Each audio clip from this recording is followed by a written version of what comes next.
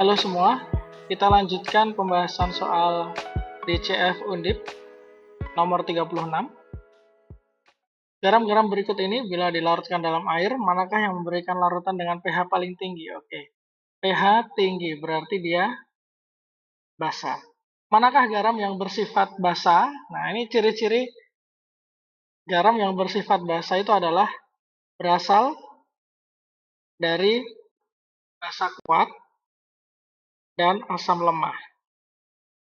Oke, mari kita analisa satu persatu. Opsi A, Ki.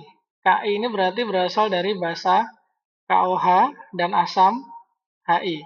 KOH ini basa kuat, Hi kuat juga. Berarti kalau kuat ketemu kuat, dia netral, bukan basa ya. Kita cari yang basanya kuat, asamnya lemah. KBr berarti KOH dan HBr ini sama-sama kuat, bukan. HCl itu berarti KOH dan HCl ini sama-sama kuat juga, berarti bukan.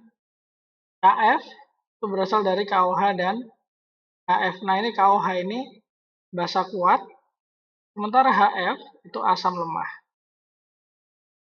Nah, inilah garam yang bersifat basa atau garam dengan pH paling tinggi. So, jawabannya adalah yang D. Soal selanjutnya, soal nomor 37.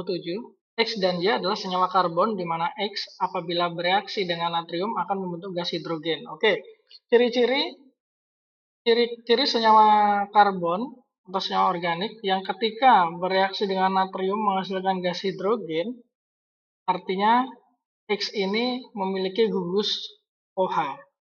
Ini bisa alkohol, bisa asam karboksilat ya. Kita lanjutkan dulu. X dan Y apabila bereaksi dapat membentuk ester. Ester itu dibentuk dari zat yang punya COOH dengan zat yang punya OH. COOH itu namanya asam karboksilat, sementara yang OH itu namanya alkohol. Jadi kalau ada asam karboksilat ketemu alkohol, dia akan menghasilkan ester. Informasi berikutnya, X juga dapat menjadi Y apabila direaksikan dengan K2CR2O7. Oke, ini adalah oksidator. Kalau ketemu zat ini maka akan bisa terjadi oksidasi.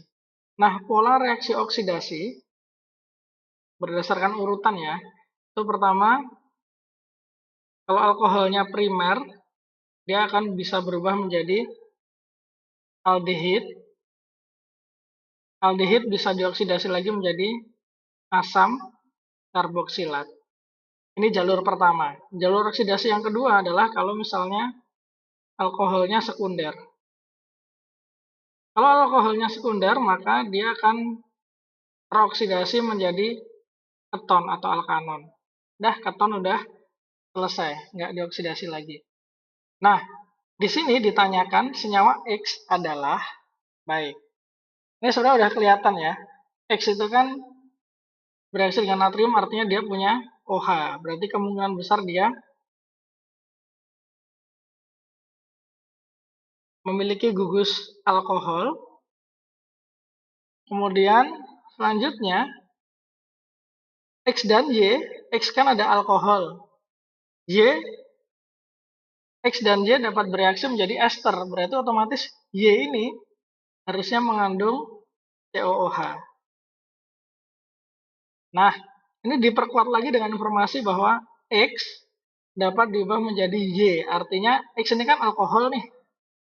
Alkohol bisa dioksidasi menjadi aldehid, bisa dilanjutkan jadi asam karboksilat.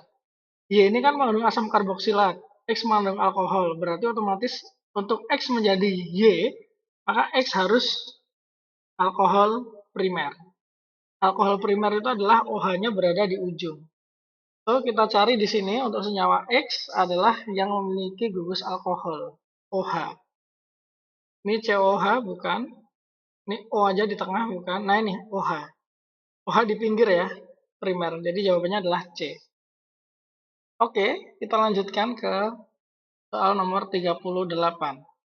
Pembuatan metil asetat dapat dilakukan menurut reaksi berikut. Jenis reaksi tersebut adalah, ini nama reaksi spesifiknya adalah esterifikasi ya. Oh, tapi nggak ada nih esterifikasi yang mana itu. Nah, nama lain dari reaksi esterifikasi itu adalah kondensasi ya. Kondensasi ini lebih umum daripada esterifikasi. Kalau esterifikasi itu spesifik alkohol dengan asam karboksilat. Tapi kalau kondensasi bisa alkohol dengan karboksilat, bisa amina dengan karboksilat, dan lain-lain. So, ini termasuk reaksi kondensasi. Lanjut, kita ke nomor 39. Manakah di antara senyawa-senyawa berikut yang memiliki titik didih paling tinggi? Titik didih paling tinggi itu ciri-cirinya adalah memiliki rantai lurus terpanjang. Lebih tepatnya rantai utama ya, rantai utama terpanjang. Nah, kalau di sini 2 metil butana. Butana itu rantai utamanya berarti ada 4C ya. Kalau N-pentana ini berarti dia punya 5C, penta. Dimetil propana, propana dia punya 3C. Etana 2C. Propana, 2 metil propana yang utama propana 3C. Nah, berarti yang paling panjang itu berarti yang memiliki 5C nih ya, pentana. Yang memiliki titik didih paling tinggi otomatis pentana di antara opsi jawaban ini. Next. Berapa jumlah stereoisomer yang terdapat dalam senyawa di bawah ini? Oke, stereoisomer itu jenis isomer ruang ya. Dia untuk menghitung jumlah stereoisomernya itu bisa menggunakan rumus 2 pangkat N, di mana N adalah banyaknya atom C chiral.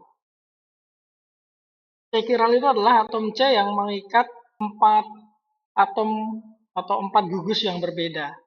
Nah, kita identifikasi aja nih senyawa ini memiliki berapa C chiral. Kita gambarkan dulu ya yang lengkapnya. Di setiap sudut ini harusnya ada atom C, C, ini C juga, ini C juga, ini C juga, ini C juga, ini C juga. Nah, masing-masing C ini bisa dilengkapi dengan atom H agar ikatannya menjadi 4. C yang ini dulu, ini baru OH sama satu ikatan ke bawah, berarti sisa 2H, berarti H dan H. C yang di sini dia kurang 1H, C yang ini dia kurang 1H juga, C yang ini dia kurang 1H, ini kurang 1H, yang ini udah pas 4, yang ini kurang 2H. Sekarang mari kita periksa mana C yang mengikat 4 gugus yang berbeda. Yang pertama ada ini. Nah, 1, 2, 3, 4. Ada 4 atom C chiral. Berarti jumlah stereoisomernya adalah 2 pangkat 4. 2 pangkat 4, 16. Jawabannya adalah yang D. Soal berikutnya, soal nomor 41. Diketahui suatu senyawa dibakar sempurna 58 gram senyawa karbon yang tersusun dari unsur C, H, dan O. Pembakaran tersebut menghasilkan 132 gram CO2 dan 72 gram uap air. Rumus empiris senyawa yang dibakar adalah, berarti kita ini punya senyawa kimia yang tidak diketahui rumus kimianya, yang jelas polanya adalah CX, HY, OZ. Dia mengalami pembakaran sempurna menghasilkan CO2. CO2 tambah H2O. CO2 dan uap air ya. Nanti kalau kita setarakan maka di sini X, yang ini adalah Y per 2. Begini. Sekarang mari kita lihat perbandingan jumlah atom C dan jumlah atom H-nya dengan cara kita menghitung mol CO2 dan H2O-nya terlebih dahulu. Menghitung mol CO2 berarti adalah massa CO2 132 dibagi mR CO2 itu 44. Mol CO2 itu adalah 3 mol. Sedangkan untuk yang H2O masanya 72, mR H2O itu adalah 18. Mol H2O berarti adalah 4. Nah, dari sini kita bisa membandingkan jumlah C dan H-nya. Untuk CO2 ini kan ada 1 C, maka mol C dalam CO2 itu adalah 3 mol juga. Sementara mol H dalam H2O, kan 1 H2O ini mengandung 2 atom H ya. Berarti 4 mol H2O dia akan mengandung 8 mol atom H. So, perbandingan jumlah C dan H itu harusnya 3 banding 8. Berarti ini nanti rumusnya C3H8 OZ. Z ini bisa berapapun ya, nanti pun bisa kita hitung. Cuman untuk menjawab soal ini karena dia pilihan ganda, kita tidak perlu mencari Z. Kenapa? Karena kita udah dapat nih T-nya 3 hanya 8 itu hanya ada di opsi A. Jadi jawabannya adalah yang A. Begitu ya. Kita lanjut soal nomor 42. Geometri yang benar di sekitar oksigen dalam CH3O CH3 adalah sekitar atom oksigen ya, kita gambar dulu aja. Strukturnya kurang lebih seperti ini. Punya 2 PEB dan 2 ikatan yang di sekitar atom O ya. Nah, kalau dari gambarnya ini, maka geometrinya atau bentuk molekulnya di sekitar atom O ini adalah bentuk huruf V atau bentuknya bengkok. So, jawabannya adalah yang E. Kita lanjutkan nomor 43. Manakah dari sifat fisik berikut yang berbeda untuk masing-masing pasangan enantiomer? Sifat yang berbeda. Enantiomer itu anyway, dia strukturnya, susunan strukturnya benar-benar sama, cuman dia bedanya ada di peletakan atom-atomnya ya. Jumlah atomnya pun sama, jenis atomnya pun sama. Jadi kalau larutan dalam metanol ini akan sama, yang kita cari yang berbeda ya. Jadi di titik leleh sama, indeks biasnya sama, kelarutan dalam metanol sama juga, ini kelarutan ya. Nah yang berbeda itu enantiomer, ini karakteristik enantiomer ya. Arah rotasi cahayanya yang berbeda, saling berkebalikan. Satu searah jarum jam, enantiomernya berlawanan arah jarum jam. So, di sini sifat fisik yang berbeda pada pasangan enantiomer secara umum adalah arah rotasi cahaya yang terpolarisasi. Begitu. Kita lanjut ke soal nomor 44. Rotasi spesifik murni R2-butanol adalah 13,5 derajat, minus 13,5 derajat. Berapa persen campuran keduanya ketika bentuk enantiomernya adalah S2-butanol jika putaran spesifik campuran ini adalah minus 5,4 derajat. Oke, teman-teman semuanya. Ini kan diketahui R butanol, kita tulis R aja ya biar cepat ya. R itu punya putaran minus 13,5 derajat. Berarti enantiomernya, versi S-nya, dia akan punya putaran 13,5 derajat. Nah, di sini ada campuran yang mengandung R2 butanol sama S2 butanol, ternyata putarannya adalah minus 5,4 derajat. Berarti tinggal gini aja. Putaran campuran itu sama dengan persen R dikali putarannya R ditambah persennya S dikali putarannya S. Ini putaran campurannya kan minus 5,4.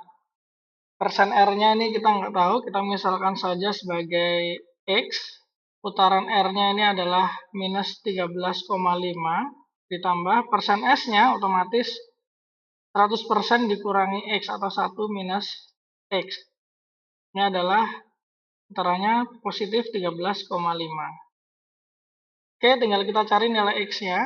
Dari sini kita akan peroleh nilai X-nya adalah sebesar 0,7 atau kalau dalam persen berarti 70%. Ini adalah kandungan R2 butanol ya. Ini sebenarnya nomor 44 ini tidak spesifik sih. Dia mencarinya campuran butanol atau campuran R2 butanol atau campuran S2 butanol. Kalau campuran R2 butanol maka jawabannya adalah yang 70%. Ini R2 butanol. Kalau yang ditanya adalah persen campuran dari S2 butanol, maka jawabannya adalah yang 30%. Saya kira cukup sekian untuk nomor 44. Kita lanjutkan ke nomor 45. Senyawa yang termasuk senyawa organologam yaitu, organologam. Organologam itu dari kata organik dan logam. Jadi, senyawa organologam ini adalah senyawa organik di mana dia tersusun oleh atom C dan H mayoritas. Senyawa organik yang mengandung atom logam. Pertama, metil litium ini benar. Arsenium. Nah, arsenium ini logam doang ya, dia bukan organologam, berarti salah. Trimetil aluminium, trimetil organik, aluminium logam, organologam benar. Silikon salah. Dimetil kadmium dan metil sengklorida. Nah, ini benar. Dua-duanya adalah senyawa organik yang mengandung logam. Dimetil kadmium logamnya kadmium, metil seng klorida, logamnya seng. So, jawabannya adalah yang C. Sebenarnya yang D juga sih, fenil merkuri klorida. Merkuri ini kan logam, fenil itu senyawa organik, organologam juga ini sebenarnya. Bisa jadi ya opsi yang lain D. Begitu. Next, soal berikutnya. Untuk mendapatkan senyawa tidak jenuh atau senyawa dengan ikatan rangkap dapat dilakukan dengan berbagai reaksi, yaitu hidrogenasi sikloheksena dengan katalis logam. Kalau sikloheksena dihidrogenasi, ikatan rangkapnya malah hilang, berarti bukan. Reduksi aseton dengan hidrida logam, berarti aseton direduksi. Kalau aseton itu termasuk keton ya. Keton itu gugusnya seperti ini. Ini kalau mengalami reduksi, ini malah jadi tidak ada ikatan rangkapnya, menjadi alkohol ya. Berarti bukan. Kan tujuannya kita untuk mencari senyawa dengan ikatan rangkap. Dehidrasi alkohol sekunder. Nah, ini baru benar. Dehidrasi itu gini, misal ada alkohol sekunder. Ini contohnya. Ini ketika di dehidrasi. Dehidrasi itu artinya melepaskan hidrat atau melepaskan H2O ya. Nah, ini setelah melepaskan H2O, ini OH-nya lepas diikuti satu H yang di sampingnya. Berarti ini jadi CH3, CH, ada ikatan rangkap di sini. Nah, ini bisa menghasilkan ikatan rangkap. So, jawabannya adalah C. Kalau adisi asam halida pada propena, adisi itu malah menghilangkan ikatan rangkap ya. Pembuatan polietilena. Kalau etilena doang, dia ada ikatan rangkapnya, tapi kalau udah jadi poli, ikatan rangkapnya hilang. Karena ikatan rangkapnya dipakai untuk bereaksi. Nomor 46 begitu. Next, kita ke nomor 47. Jenis reaksi yang paling tepat untuk reaksi di bawah ini adalah jenis reaksi paling tepat. Ini kita lihat ya. Ini awalnya ada Br. Katanya ini kalau nggak digambar berarti dia tunggal semua. Terus tiba-tiba Br-nya hilang, ada ikatan rangkap. Ini namanya eliminasi. Mana ada nggak ya eliminasi? Ah, nggak ada eliminasi. Eliminasi itu terlalu general berarti ya. Spesifiknya di sini adalah kan kita menghilangkan Br. Selain Br yang hilang adalah satu atom H yang ada di C sebelah kiri. Berarti yang dihilangkan adalah HBr. HBr, Br itu halogen. Berarti penghilangan hidrogen halida atau kalau bahasa kerennya ini ya. D itu pengurangan, hidro itu hidrogen, halogen itu salah satunya Br. Hidrogenasi. Jadi dehidrohalogenasi itu berarti penghilangan atom hidrogen dan halogen. Nah, ini kan yang dihilangkan atom hidrogen dan halogen ya membentuk produk ini. So, ini reaksinya adalah dehidrohalogenasi. Next, nomor 48. Di antara reagen berikut yang dapat mengubah sikloheksena menjadi cis glikol adalah sikloheksena tuh kayak gini. Ini salah satunya ikatan rangkap menjadi cis glikol. Glikol itu punya dua OH gini ya. Begini. Nah, ini reagen yang bisa mengubah ini tuh apa gitu ya. Natrium terbutoksida, ini basa berarti dalam kloroform. Sepertinya tidak. Hidrogen peroksida dan larutan asam asetat. Nah, ini bisa jadi karena hidrogen peroksida itu H2O2 ya. Dia punya dua OH. Ini kan tujuannya adalah melepas ikatan rangkap dijadikan dua OH gini ya. Hidrogen peroksida mungkin. Ozon dan serbuk seng dalam sedikit air. Nah, kalau ozon ini nanti jadinya ozonilisis. Ini pecahnya dua-duanya ikatan rangkapnya putus, berarti bukan. Asam periodat itu HiO4. Ini enggak ya, ini malah nanti mengoksidasi semua jadi katanya putus jadi C11. Kemudian di sini larutan encer kalium permanganat. Nah, kalium permanganat KMNO4. KMNO4 atau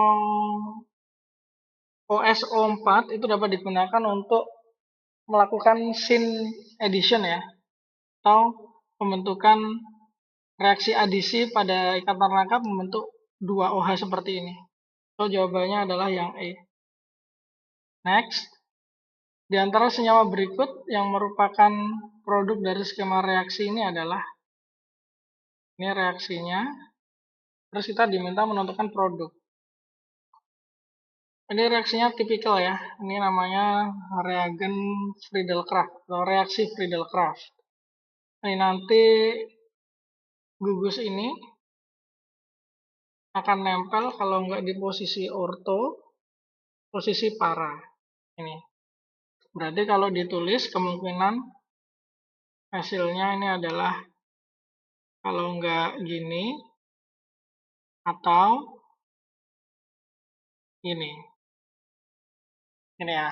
Nah, sekarang kalau ditambah CH32 kali NH, ini nanti bisa bereaksi dengan gugus karbonilnya, CO ini, O rangkap, dia menjadi enamin.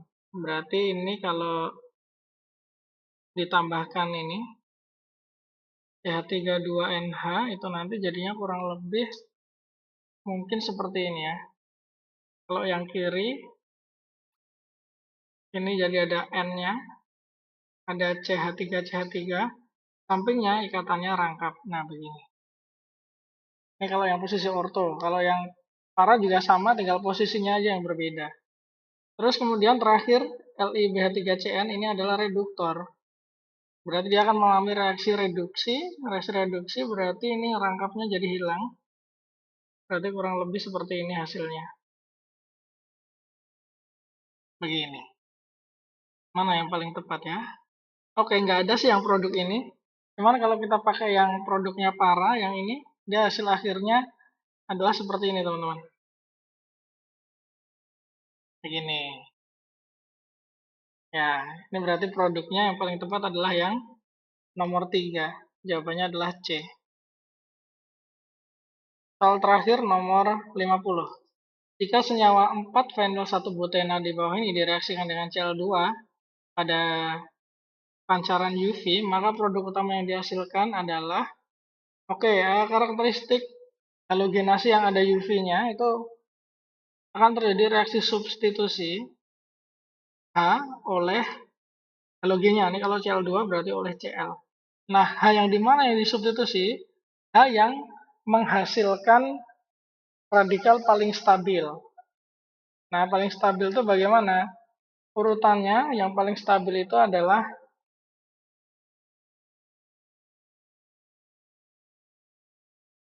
C di posisi samping gugus benzen ini paling stabil. Selanjutnya adalah C di posisi samping ada ikatan rangkapnya. Terus yang selanjutnya C tersier, selanjutnya lagi C sekunder, selanjutnya lagi C primer. Yang paling tidak stabil adalah yang metil, radikal C metil atau C ini ya, C ikatnya H semua, 3H masih ada elektronnya. Nah, ini yang paling tidak stabil. Nah, produk produk yang akan dihasilkan tentu dia memilih yang paling stabil. Cl ini akan nempel di C yang paling stabil, itu berarti C di samping gugus fenil, berarti C yang di sini. Nih, Cl-nya akan nempel di sini, berarti produk yang akan dihasilkan adalah strukturnya berarti kurang lebih seperti ini. Nah, ini dia. Nah, ini kalau kita namai dengan rantai utamanya ini, maka dia itu butena. Butena, satu butena. Satu butena, satu butena, satu butena, satu butena ya. Aman. Kemudian Cl-nya ada di nomor 1, 2, 3, 4. 4 kloro, 4 fenil. Ah, ya ini. Gugus ini namanya fenil ya. Fenil, yang ini kloro. Kloro berikatan dengan C nomor 4, vinil berikatan dengan C nomor 4 juga. Berarti 4 vinil, 4 kloro, 1 butena. Oke, selesai sudah pembahasan soal penyisihan DCF, Olimpiade Kimia yang diadakan oleh Undip. Thank you for watching. See you on the next video. Dah.